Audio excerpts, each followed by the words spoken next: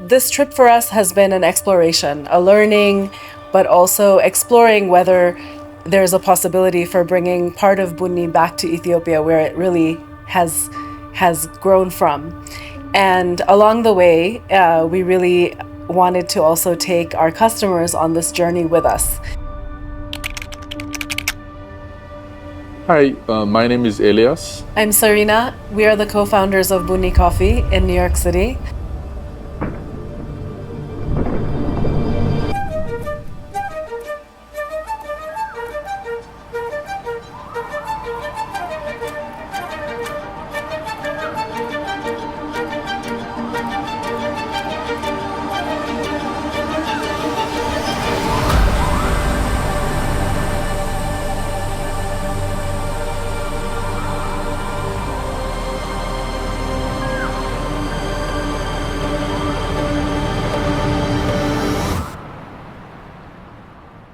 We drove to Limu, one of our coffee suppliers, Limu Coffee, and we visited the place. It's amazing experience, how green it is, like, how lush and, beautiful area is.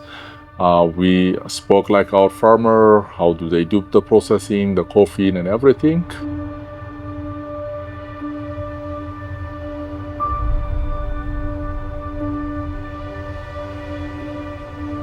ብዙ ልፋት አለው፣ ብዙ ድካም አለው። በጣም እጅግ በጣም ጥንቃቄ እናደርጋለን። ለደንበኞቻችን በተቻለው መጠን ጥንቃቄ እናደርጋለን ማለት ጥሩ ጣዕም ያለው ቡና በተመጣጣኝ ዋጋ እንዲያገኙ ጥረት እናደርጋለን። እነሱም ደግሞ ቡናችንን ሲሰጡ ከዚህ ከሃይላንድ ከዚህ ምርጥ ከሆነ ቦታ የደጋ ቡና ነው የሚጠጡትና ይሄንን ቡና ሲጠጡ እኛንም እንዲያስቡን እኛንም የኛን ቤተሰቦች ገበሬዎችን በዙሪያችን ያሉትን እንዲያስቡን እና እንዲያስታውስን ጥሪ ማድረግ ፈልጋለሁ።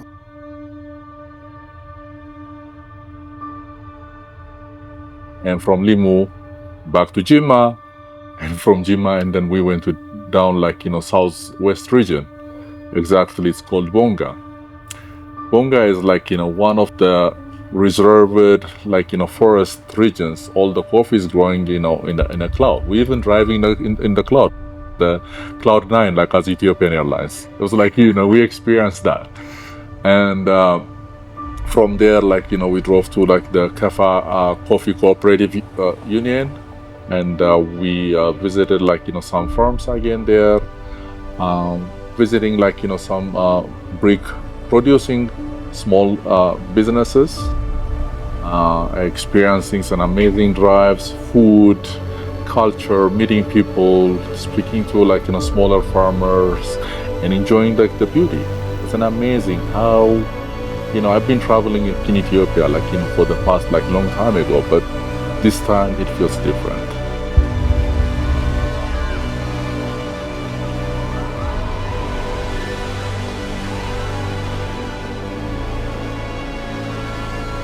The next part of our journey, we traveled to Sidama area, which is also, many of our customers know, the coffee that we source from Sidama. We visited the Daebensa farm, Gatta farm, and it was really so impressive. The scale of the operation, the innovation, the way that new seedlings and new coffee is being planted.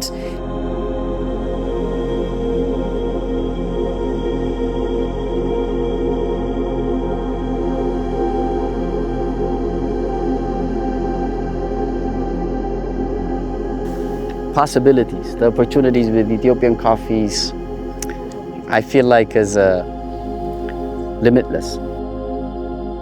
Ethiopia is most probably one of the few places in the world where the Ethiopian coffee ecosystem is complete. From production to consumption to recycling happens on a daily basis without any incentive beyond social value. So if the commercial aspect of coffee disappears overnight, Ethiopian coffee will still thrive.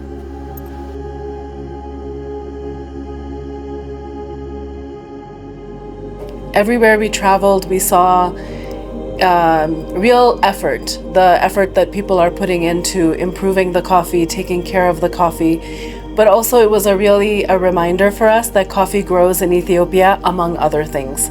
So coffee and enset, coffee and forests, coffee and honey, coffee and avocado trees and wild fig trees. And it was so beautiful and also such an important reminder, because we hear a lot these days about agroforestry, about regenerative agriculture, and really that's the way it's always been done in Ethiopia.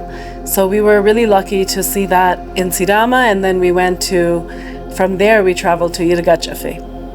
And a lot of people's first experience with Ethiopian coffee outside of Ethiopia is that they tasted a cup of Yirgacheffe coffee. So it's really world renowned, and we were so lucky to meet with 2 small farmers there with smallholder farms. Again, in both of those farms, we saw a lot of innovation. We saw incredible care towards the coffee and towards the coffee plants, and really looking at stewarding this coffee for the future, and so much passion and enthusiasm for the work. So that was really wonderful to see. And it was amazing that we were drinking Yirgacheffe coffee while we are in Yirgacheffe. It was really a special experience.